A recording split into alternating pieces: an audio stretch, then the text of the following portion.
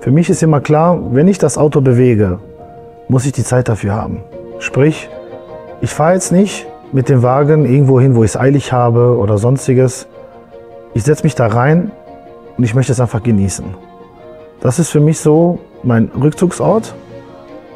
Ich setze mich rein, mache die Musik an. Ich hoffe, dass alles gut läuft. Hoffentlich passiert mir nichts, dem Wagen nichts. Und ja.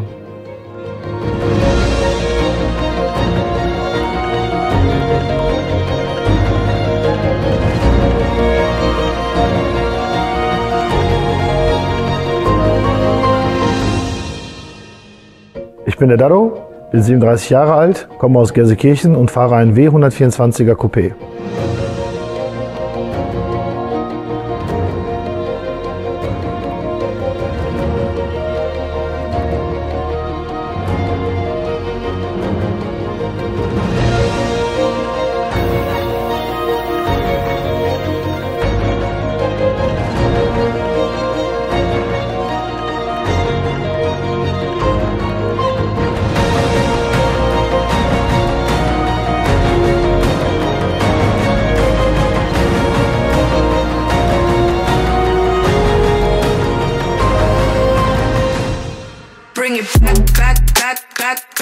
Sauerkrauts, the authentic streetwear brand for petrolheads. Also für mich war immer Coupé. Coupé. Ich liebe es bei Mercedes, deswegen bin ich so ein Mercedes-Fan, dass bei Mercedes die alten Modelle diese B-Säule nicht haben. Deswegen war dann für mich klar, es muss ein Coupé werden. Ja, deswegen einfach wegen der B-Säule. Das war so dieses, weil ich finde auch zum Beispiel, klar, ein E9 kannst du aber nicht bezahlen. Na, da reden wir von einer ganz anderen Preisklasse. Aber BMW ist jetzt nicht so bezahlbare Sachen, die halt so eine nicht B-Säule haben. Und für mich war auch klar, es gab nur 3 Marken, Audi, BMW, Mercedes. Audi ist ja auch fast nichts dabei. Und deswegen Mercedes und Mercedes halt auch durch meinen Schwiegervater, der war Mercedes-Fan. Ich bin Mercedes aufgewachsen hier und deswegen war immer Mercedes da und deswegen.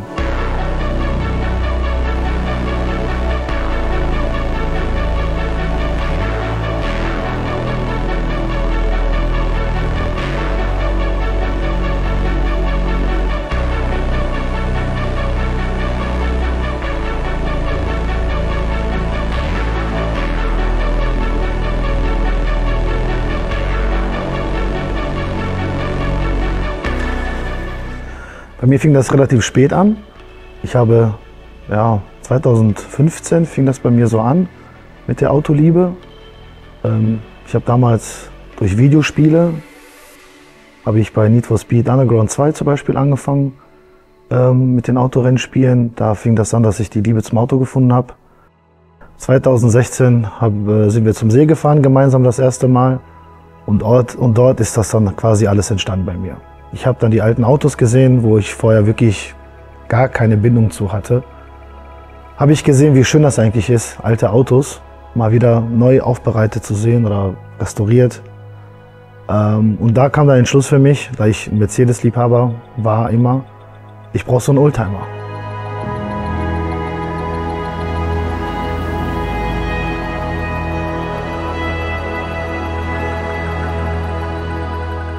Sind wir vom See wiedergekommen, dann habe ich mir einen W204 gekauft. Das war zwar immer noch ein modernes Auto, aber das war so mein erstes Auto, wo ich gesagt habe, okay, da gehe ich jetzt dran und mache was dran.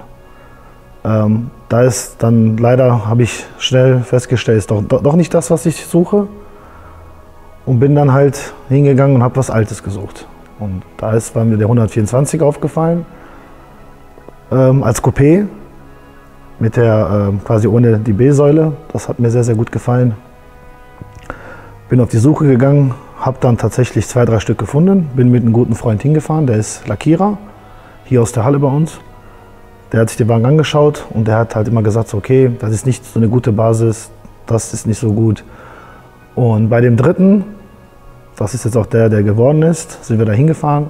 Das war ein Sammler, ein älterer Herr, der hat hauptberuflich verkauft diese Golfautos für Golfer.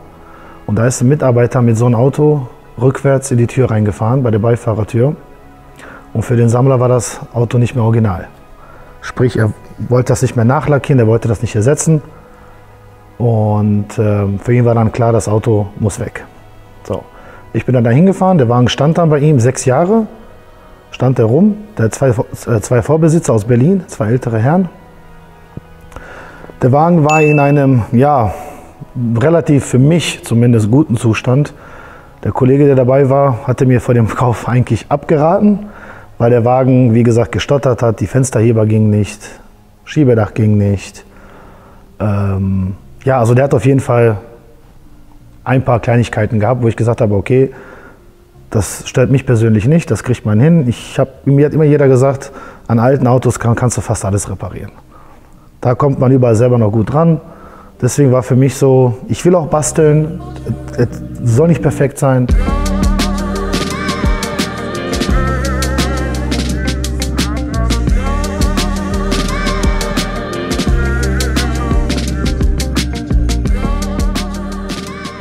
Meine Inspiration war, ich habe einen bei Instagram gefunden aus Japan.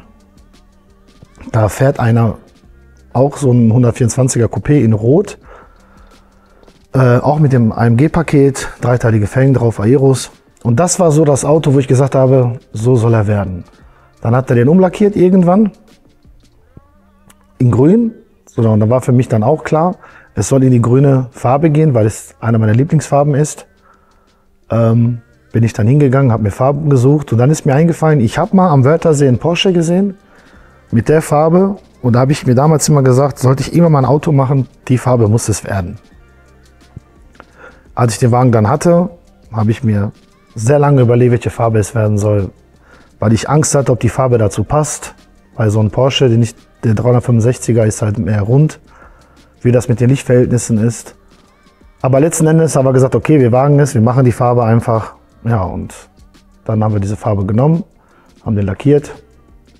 Und dann war für mich klar, ich brauche dieses AMG-Paket. Leider kriegst du das nicht mehr original zu kaufen, sprich bekommt man schon, nur auf zwar nicht bezahlten Preis. Ich habe das Paket jetzt im Ausland gefunden, habe es mir geholt. Als das gekommen ist, muss ich dazu auch ehrlicherweise sagen, war ich kurz davor, das wieder zurückzuschicken, weil das so viel Arbeit war, mit so viel Arbeit verbunden, das anzupassen, das zu schleifen. Aber ich hatte ein Ziel und da musste ich hin. Und dementsprechend haben wir uns hingesetzt, haben gesagt, okay, mein Karosseriebauer hat gesagt, kriegen wir hin. Haben geschliffen, getan, gemacht. Und als es da alles gepasst hat, haben wir den lackiert. Und ja, in der Zwischenzeit, wo das alles war, habe ich den Unterboden komplett runtergenommen. Wir haben die Achse neu gemacht, die ganzen Lager sind neu, die Leitungen sind neu. Ja, also sprich, der Unterboden kann man sagen, ist zu 90% neu. Am Motor selbst haben wir jetzt nur die Anbauteile gewechselt, sprich Wasserpumpe, Lichtmaschine und sowas. Aber für mich war auch klar, der soll in originalen Zustand bleiben, soweit es geht. Und ja. Let the bellows blow.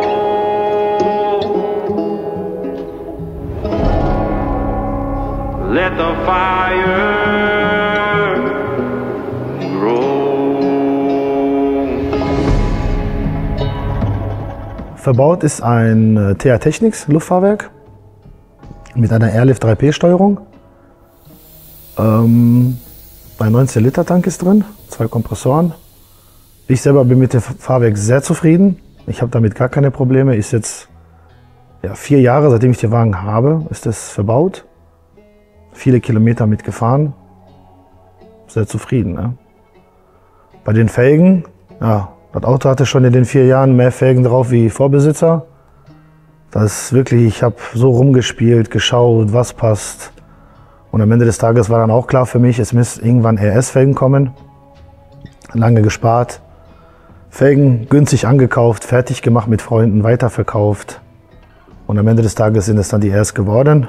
Ich hatte dann überlegt, Bubble Lips, Tiefbett, sprich aber für mich, ich finde auf einem 124er 17 Zoll ist für mich persönlich zu klein. Es sieht schön aus, keine Frage, aber mir persönlich war klar, es müssen 18 Zöller werden. Deswegen habe ich dann die Felgen gefunden im Internet. Die wurden jetzt mit Slantlibs umgebaut, von 16 auf 18 Zoll. Und ich dachte mir, weil diese Slantlibs Form, ich mag sie, ich finde sie schön. Und ich dachte mir, ich habe selber noch nie einen 124 oder einen Mercedes mit Slantlibs gesehen, persönlich. Da habe ich gesagt, okay, ich hole mir die und am Ende des Tages bin ich damit zufrieden. Also ich finde das sehr schön so.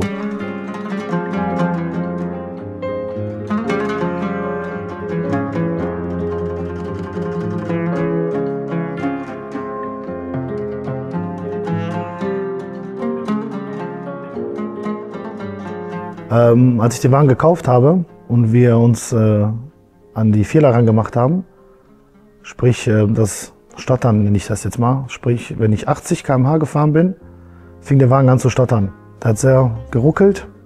Wir sind hingegangen und haben die Fehler gesucht. Meine Jungs sind überwiegend alles gelernte Kfz-Mechaniker. Die haben sich der Sache angenommen, geschaut. Wir haben leider den Fehler nicht gefunden. Ich habe dann über Kleinanzeigen weitere Teile, wie gesagt, mein Fensterheber ging nicht, Ersatzteile geschaut und da habe ich einen Herrn kennengelernt, der hat einen Motor verkauft für die Beifahrerseite. Bin da hingefahren und er war selber so ein 124er Liebhaber. Er hatte 3 Stück da auf dem Hof stehen. Ich bin mit meinem Wagen dahin gefahren. Ihm hat der Wagen sehr gut gefallen. Ich habe ihm auch von meinem Problem erzählt. Er hat mir gesagt, er hat einen sehr guten Freund, einen älteren Herrn, der nur am Mercedes schraubt in Dortmund. Bin da hingefahren mit dem Wagen, wir haben einen Termin ausgemacht. Selbst die haben geschaut, den Fehler nicht gefunden. Ich sage nachhinein, ich glaube, weil am Ende haben die mir ein Angebot gemacht, den Wagen zu kaufen. Sprich, wenn er nicht läuft, dass ich den dann für eine gewisse Summe stehen lassen kann. Und für mich war das gar keine Frage. Ich habe gesagt, ich gebe nicht auf, ich gehe da weiter dran.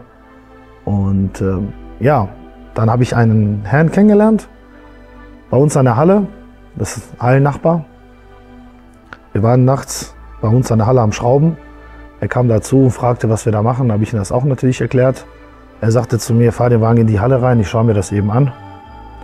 Hat die Haube aufgemacht, hat er mit so einem Abblitzgerät sich das angeschaut, hat irgendwann die Haube geschlossen und meinte zu mir, fahr mal eine Runde. Und dann bin ich gefahren und das Ding lief wie ein Uhrwerk.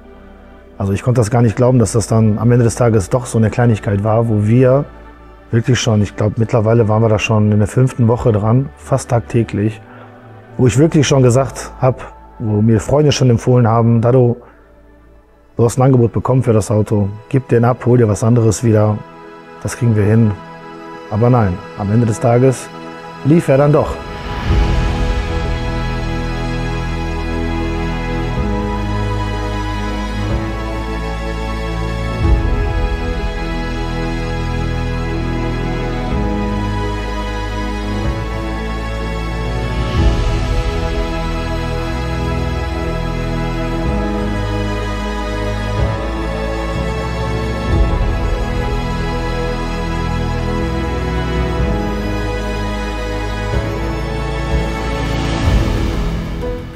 Original war der ja obenrum silber, unten die sogenannten Sakko-Bretter waren grau, so dunkelgräulich eher.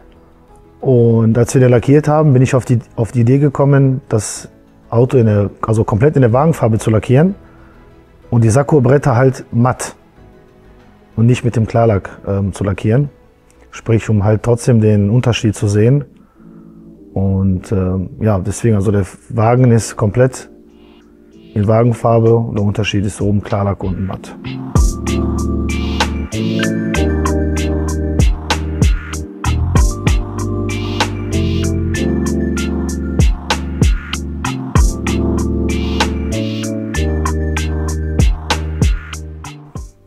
Ja, ich möchte mich ganz herzlich bei meinen Jungs bedanken hier aus der Halle.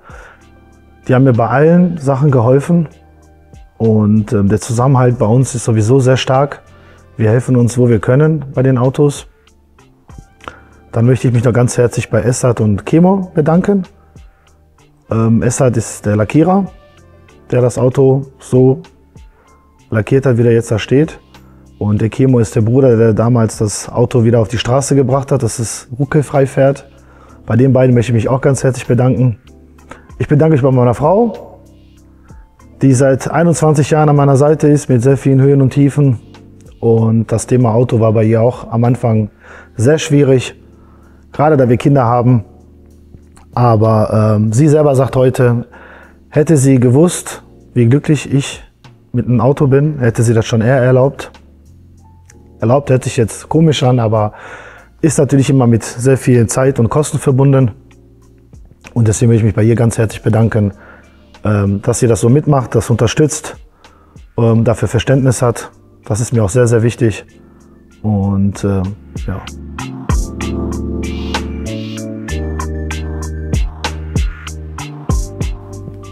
Vielen Dank fürs Zuschauen. Abonniert den Kanal von Sauerkrauts. Liked, kommentiert. Schreibt drunter, wie euch der Film gefallen hat. Wenn ihr Fragen zum Fahrzeug habt, gerne auch kommentieren. Ansonsten wünsche ich euch einen schönen Tag und alles Gute.